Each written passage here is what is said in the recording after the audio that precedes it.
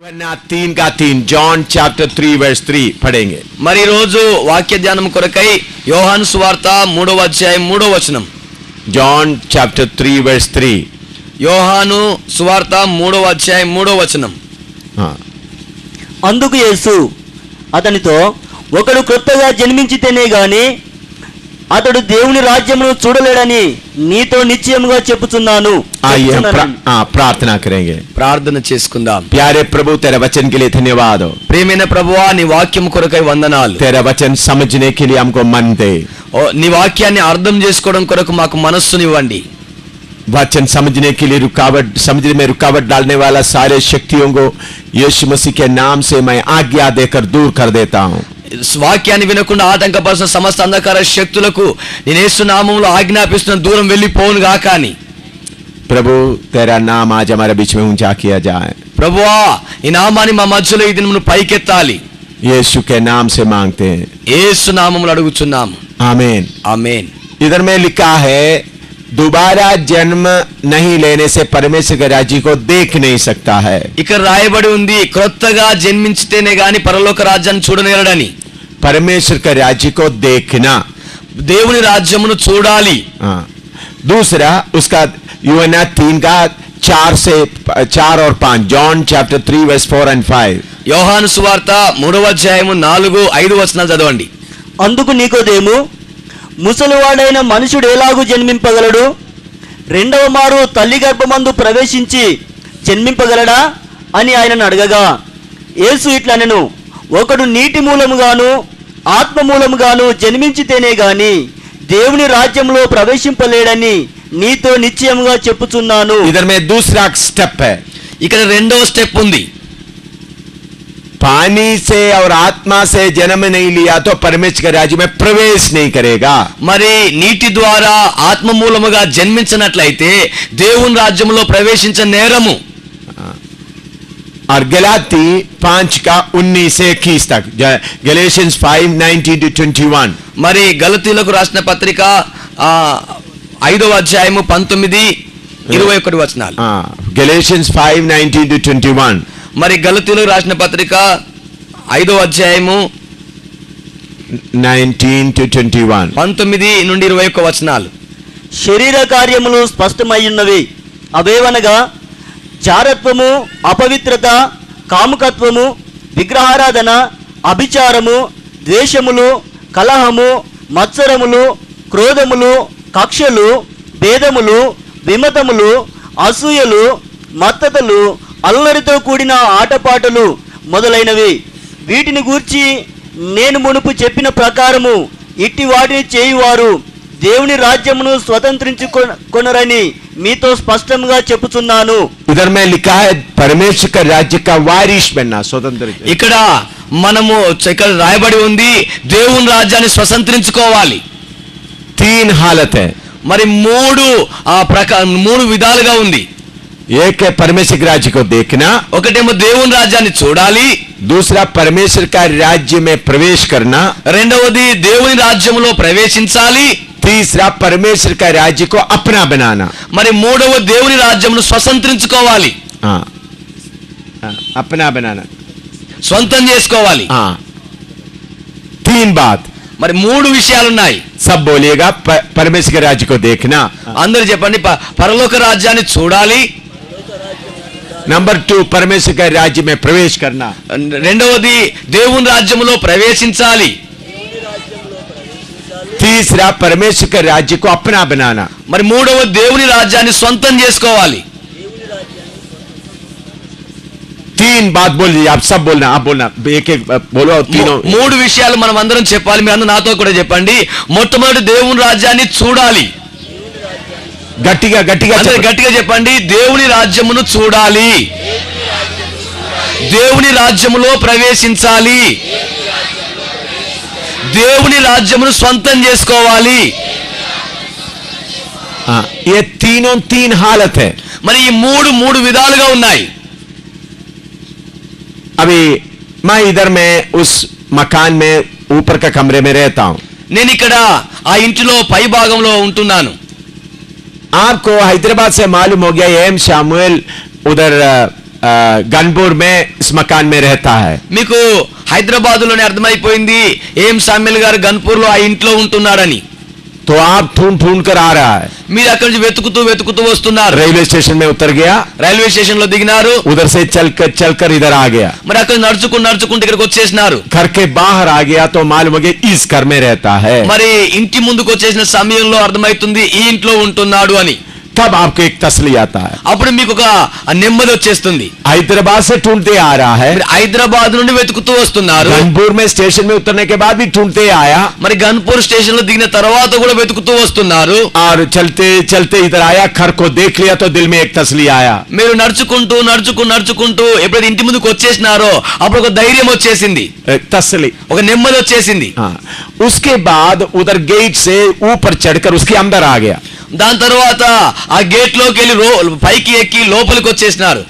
तब वो और एक तसली आ गया। ఇప్పుడు ఇంకొంచెం నెమ్మది వచ్చేసింది.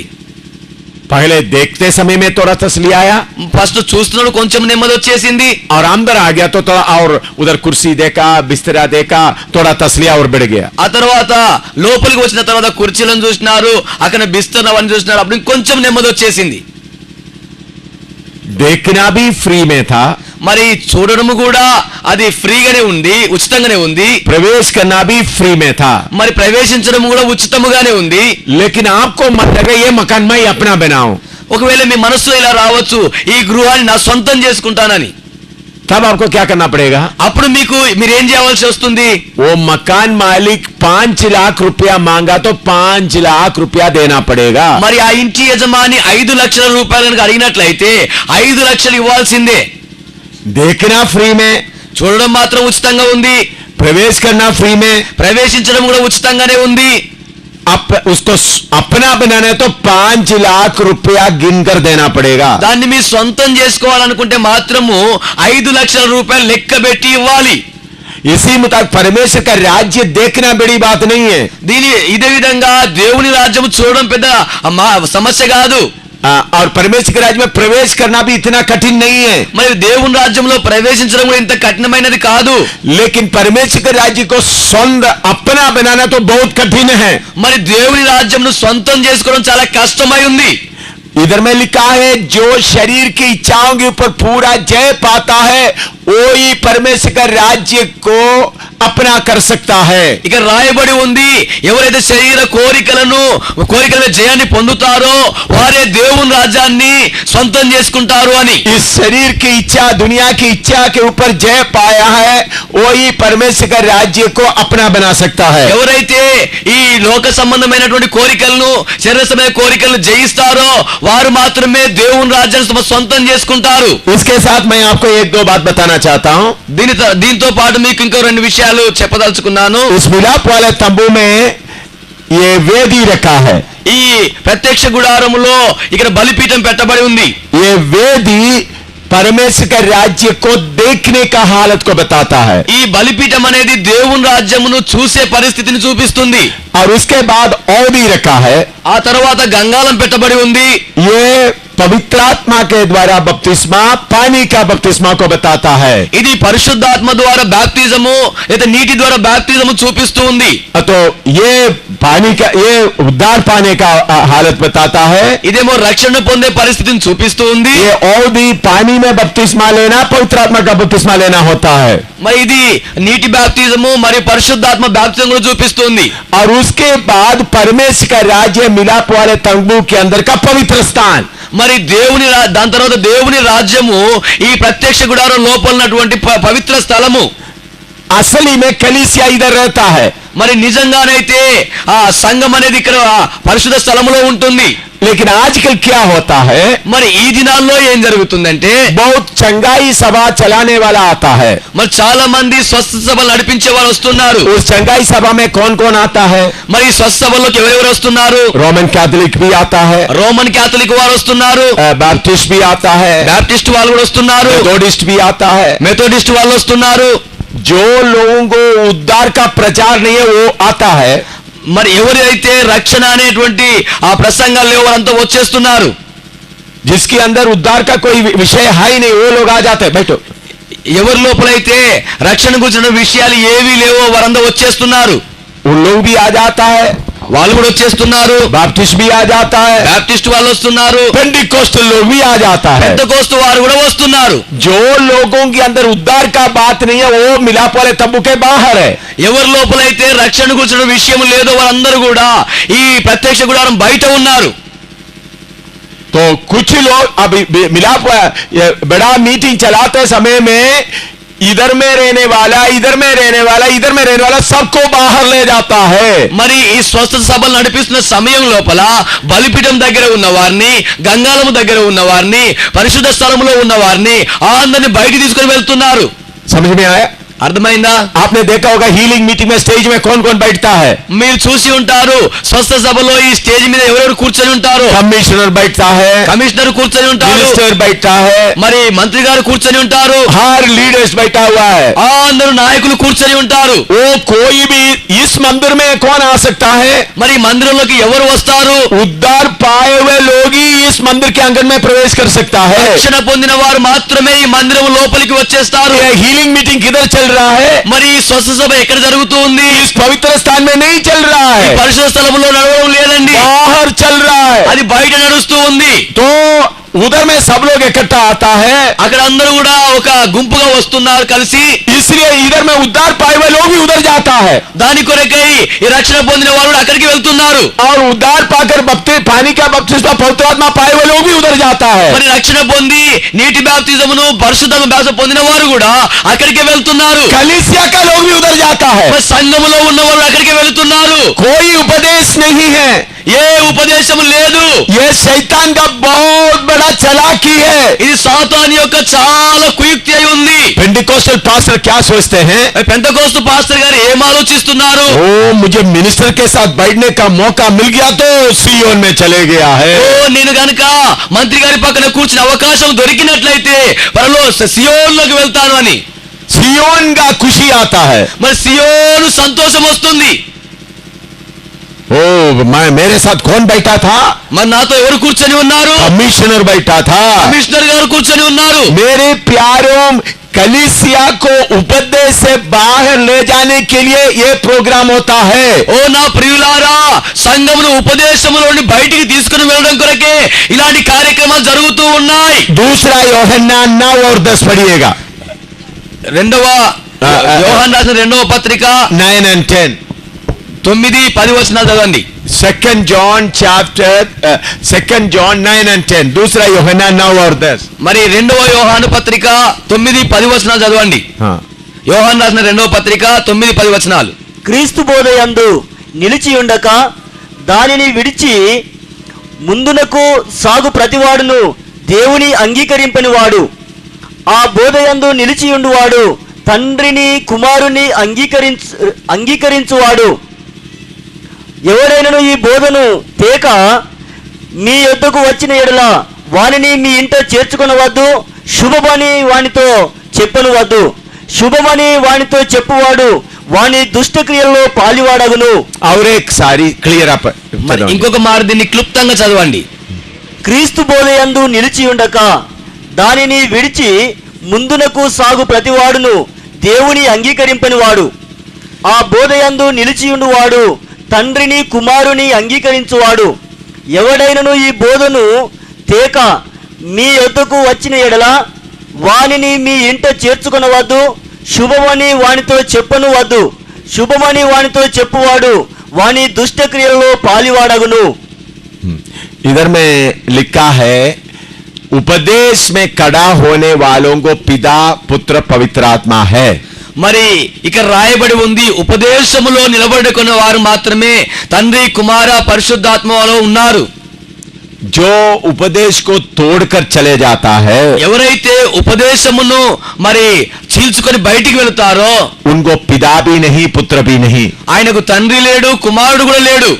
आपका तेलुगु बाइबल में थोड़ा सा फर्क है। మరి మీ తెలుగు బైబిల్లో కొంచెము తేడా ఉంది. whosoever transgresseth and abideth not in the doctrine of Christ hath not God. He that abideth in the doctrine of Christ, he hath both the Father and the Son. इसका मतलब है जिन्होंने उपदेश में डॉक्ट्रिन में खड़ा रहते हैं उनको पिता है और पुत्र भी है. ఈ దీని యొక్క అర్థం ఏంటంటే ఎవరైతే ఉపదేశములో నిలిచి ఉంటారో వారికి తండ్రి ఉన్నాడు, ఆ కుమారుడు కూడా ఉన్నాడు. लेकिन जिन्होंने उपदेश में खड़ा नहीं रहता उनको पिता भी नहीं पुत्र भी नहीं. ఎవరైతే ఉపదేశములో నిలబడుకొని ఉండరో వారికి తండ్రి లేడు, కుమారుడు కూడా లేడు. ये हीलिंग क्रूसेड चलाने वाला क्या करता है? ఈ స్వస్థ సభలు నడిపించేటువంటి వాళ్ళు ఏం చేస్తారంటే उपदेश में खड़ा होने वाला सबको बाहर ले जाता है. ఉపదేశం నిలబడిన వారందరినీ కూడా బయటికి లాక్కెళ్తారు. उधर में नीचे लिखा है ऐसा कोई आएगा तो उनको अपना घर में आने नहीं देना. దాని కింద రాయబడి ఉంది ఇలాగ ఎవరైనా వచ్చినట్లయితే వారిని ఇంట్లోకి రానియకూడదని. अगर कोई उनको नमस्ते कहेगा तो उनके बुरे काम में शरीक होता है, शामिल होता है. వారికి ఎవరైనా శుభములు చెప్పినట్లయితే వారి దుష్ట క్రియలతో వారు పాలువారై ఉంటారు. लेकिन अभी आजकल हम क्या करते हैं? మరి ఈ దినము మనమందరం కూడా ఏం చేస్తున్నాం? शंघाई नाम में उपदेश छोड़ के चले जाता है. స్వస్థత అనే పేరు మీద ఉపదేశాన్ని విడిచిపెట్టి వెళుతూ ఉన్నాం బయటికి. उपदेश के बारे में कोई चिंता नहीं है. ఉపదేశ విషయంలో ఎలాంటి చింత లేదు. हमारे बीच में जॉन किस्को थोड़ा सा खड़ा हो जाए. మన మధ్యలో ఉన్నటువంటి జాన్ కిస్కోర్ కొంచెం నిలబడుకోండి. ये रोमन कैथोलिक फादर था. ఈయన రోమన్ క్యాథలిక్ లో ఫాదర్ అయి ఉన్నాడు. रोमन कैथोलिक फादर 12 साल सेमिनारी में पढ़ा हुआ फादर था. ఈయన రోమన్ క్యాథలిక్ లో ఫాదర్ అయి ఉన్నాడు. ఈయన 12 సంవత్సరాలు సెమినార్ లో నేర్చుకుని ఉన్న వ్యక్తి. अभी इनका उम्र 60 साल से ज्यादा है. మరి ఇప్పుడు ఈయన యొక్క వయస్సు 40 సంవత్సరాల కంటే పైగా ఉంది, 60 సంవత్సరాల పైన ఉంది. इन्होंने उद्धार पाया, बपतिस्मा लिया, पवित्र आत्मा पाया है. ఈయన గారు పరిశుద్ధాత్మ రక్షణ పొందుకున్నారు, పరిశుద్ధాత్మను పొందుకున్నారు, బాప్తిజం కూడా పొందుకున్నారు. पहले ये कौन सा कपड़ा पहनकर चलते थे? మొట్టమొదటి ఈయన ఎలాంటి వస్త్రాలు ధరించుకొని నడుస్తూ ఉండేవాడు? अभी कौन सा कपड़ा पहना हुआ है? ఇప్పుడు ఏ వస్త్రాలు ధరించుకొని ఉన్నాడు? उन्होंने हमारे साथ रहकर जम्मू में वचन सीखा है. ఈయన మాతో పాటు ఉండి జమ్ములో వాక్యాన్ని నేర్చుకున్నాడు. अभी नेपाल और बिहार का सेवा का लीडर है. ఇప్పుడు ఈయన నేపాల్, బిహార్ యొక్క సేవకు నాయకుడై ఉన్నారు. बैठिए ब्रदर. Thank you brother. मैं इनको क्यों खड़ा किया है? నేను ఎందుకు నిలబెట్టినాను ఈయనని? पहले उन्होंने उद्धार पाने के पहले ऐसा सभा में आकर इधर में शामिल होने का उनको मौका नहीं था. एक मामूली व्यक्ति की तौर पर बैठना था. మొట్టమొదట ఈయన రక్షణ పొందుకోక ముందుకు ఈ పైకి వచ్చి కూర్చునే అవకాశం దొరకకపోయేది. మామూలు వ్యక్తిలా కింద కూర్చునేవాడు. रोमन कैथोलिक के फादर के तौर पर कितने साल रहा? మరి రోమన్ క్యాథలిక్ ఫాదర్ లాగా ఎన్ని సంవత్సరాలు ఉన్నాడు? तब भी उद्धार नहीं पाया था. మరి అప్పుడు ఆయన రక్షణ పొందుకోలేదు. समझ में आया? అర్థమవుతుందా? रोमन कैथोलिक फादर की तरह कितने साल रहा तब उद्धार नहीं पाया था. రోమన్ క్యాథలిక్ ఫాదర్ లాగా ఎన్ని సంవత్సరాలు ఉన్నాడో అప్పుడు ఆయన రక్షణ పొందలేదు. बाद में उद्धार पाया తరువాత రక్షణ పొందినాడు. और बपतिस्मा लिया మరి బాప్తిజం కూడా తీసుకున్నాడు. और पवित्र आत्मा पाया. తర్వాత పరిశుద్ధాత్మ పొందుకున్నాడు. उनसे आप पूछे इसमें कितना फर्क है? ఆయనతో మీరు అడగండి దీనిలో ఏదో తేడా ఉందో. तो फिर भी पेंटिकोस्टल पास्टर लोग क्या करता है? అయినా పెంతెకోస్తు పాస్టర్లు ఏం చేస్తున్నారు? ओ चंगाई आ गया तो रोमन कैथोलिक फादर के साथ जाकर बिशप के साथ जाकर बैठ जाएंगे. మరి స్వస్థ సభ వచ్చినట్లయితే ఆయన రోమన్ క్యాథలిక్ ఫాదర్ దగ్గర బిషప్ పక్కన కూర్చొని ఉంటాడు. मेरे प्यारों, शैतान की इस चालाकी से आप बचना है. ఓ నా ప్రియమైన వారలారా, సాతాను కుయుక్తుని మీరు రక్షించబడి ఉండాలి. आप लोगों के साथ प्रेम से रहना है. మీరు ప్రజలతో ప్రేమ కలిగి ఉండాలి.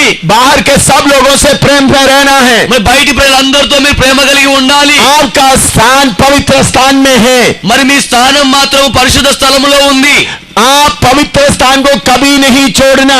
మీరు పరిశుద్ధ స్థలమును ఎన్నడూ విడవకూడదు. बाकी लोगों से प्रेम से रहना है. మరి మిగతా వారందరితో ప్రేమ కలిగి ఉండాలి. उनको उपदेश देना है. వారికి ఉపదేశం ఇవ్వాలి. हर जगह में जाकर प्रार्थना नहीं करना. మరి ప్రతి స్థలములోకి వెళ్లి ప్రార్థన చేయకూడదు. अभी जब आप ऐसा प्रेम से रहता है, ఎప్పుడైతే మీరు ఇలా ప్రేమతో ఉంటారో, अपना स्थान नहीं छोड़ता है, మీరు మీ స్థలాన్ని విడిచిపెట్టకుండా ఉంటారో, तब बाहर का लोग आपके पास आने के लिए कोशिश करेगा. ఆ సమయంలో బయటన వ్యక్తులందరూ లోపలికి వచ్చే అవకాశం ప్రయత్నం చేస్తుంటారు. अगर आप अपना जगह छोड़कर जाएगा तो మీరు మీ స్థలాన్ని విడిచిపెట్టి వెళ్ళినట్లయితే उनको आगे आने का मन नहीं आएगा. వారికి ముందుకు రావడానికి మనస్సు కాదు. अभी CNI में बाकी में बहुत लोग उद्धार पाया हुआ है. మరి CNI లో మిగతా వాటన్నిటిలో కూడా చాలా మంది రక్షణ పొంది ఉన్నారు. CSI में में बहुत लोग उद्धार पाया है. మరి CSI లో బ్యాప్టిస్ట్ లో చాలా మంది రక్షణ పొంది ఉన్నారు. उन लोग वेदी के पास खड़ा है. వారందరూ బలిపీఠం దగ్గర నిలబడుకొని ఉన్నారు. आप पवित्र स्थान में खड़ा है. మీరేమో పరిశుద్ధ స్థలంలో నిలబడుకొని ఉన్నారు. आप अपने स्थान में खड़ा होते हुए మీరు మీ స్థలంలో నిలబడి ఉంటూ प्रेम दिखाएगा तो ప్రేమను చూపినట్లయితే इन लोग इधर से आपके पास आएगा. వీరందరూ కూడా ఇక్కడ నుండి మీ దగ్గరికి వస్తారు. लेकिन लोग क्या करता है? కానీ ప్రజలు ఏం చేస్తున్నారంటే, पास्टर लोग क्या करता है? మరి పాస్టర్లు ఏం చేస్తున్నారంటే अपना स्थान छोड़ के इधर आ जाता है. వారి స్థలమును విడిచిపెట్టి బలిపీఠం దగ్గరికి వచ్చేస్తున్నారు. इज्जत के लिए आ जाता है. మరి గౌరవం కొరకు వస్తున్నారు. आपके पास उपदेश नहीं है. మీ దగ్గర ఉపదేశం లేదు. उपदेश नहीं तो पिता नहीं है. ఉపదేశం లేనట్లయితే తండ్రి లేడు, पुत्र भी नहीं है. ఆ కుమారుడు కూడా లేడు. कुछ लोग ओदी तक आया है. కొంతమంది గంగా దగ్గరికి వచ్చేసినారు, बपतिस्मा तक आया है. బాప్తిజం దగ్గరికి వచ్చేసినారు. आप इधर खड़ा होकर बोलना भाई आगे आ जाओ. మీరు ఇక్కడ నిలబడుకొని చెప్పాలి, సహోదరుడా ముందుకు రా. इधर में खड़ा होकर वेदी के लोगों को बोलना आगे आ जाओ. ఇక్కడ నిలబడుకొని వేదిక బలిపీఠం దగ్గర ఉన్న వ్యక్తులను పిలవాలి, ఇక్కడ రండి అని. लेकिन पास्टर लोग क्या करता है? కానీ పాస్టర్లు ఏం చేస్తున్నారు మరి? ओ चंगाई सभा आ गया. ఓ స్వస్థ సభ వచ్చేసింది, ओ पास्टर्स कॉन्फ्रेंस आ गया. పాస్టర్ల కాన్ఫరెన్స్ వచ్చేసింది. 5 स्टार होटल में खाना मिलेगा మరి 5 నక్షత్రాల హోటల్లో ఆహారం లభిస్తుంది. और ट्रैवलिंग अलाउंस भी मिलेगा అదే విధంగా ప్రయాణ ఖర్చులు లభిస్తాయి. और कुछ गिफ्ट भी मिलेगा. ఆదరకు కానుకలు లభిస్తుంది. हाँ चलो हम वेदी के पास जाएंगे. వెళ్దాం పదండి, మనం బలిపీఠం దగ్గరికి వెళ్దాం. ओ तब पास्टर पेंटिकोस्टल का बात भूल जाता है. ఆ సమయంలో పాస్టర్ గారు పెంతెకోస్తు విషయాన్ని మర్చిపోతాడు. अपना जगह छोड़कर इधर आ जाता है. ఆయన స్థలాన్ని విడిచిపెట్టి వచ్చేస్తున్నాడు. अपना जगह छोड़कर इधर आ जाता ఆ है. స్థలాన్ని విడిచిపెట్టి గంగా దగ్గరికి వచ్చేస్తున్నాడు. कलीसिया का लोग पवित्र स्थान में ही रहना है. మరి సంఘములో ఉన్న వారందరూ కూడా పరిశుద్ధ స్థలములో మాత్రమే ఉండాలి. हर जगह में जाकर माथा नहीं टेकना, प्रार्थना नहीं करना है. ప్రతి స్థలములోకి వెళ్లి సాగిలపడి ప్రార్థన చేయకూడదు. कुछ लोग बोलते हैं देखो मैं प्यार से भरा हुआ आदमी हूँ. ఓ కొంతమంది అంటారు, చూడండి ఇది ప్రేమతో నిండిన వ్యక్తిని, हर जगह में जाकर मैं हलेलिया बोलता हूँ. అన్ని స్థలాల్లోకి వెళ్ళి నేను హల్లెలూయా చెబుతాను.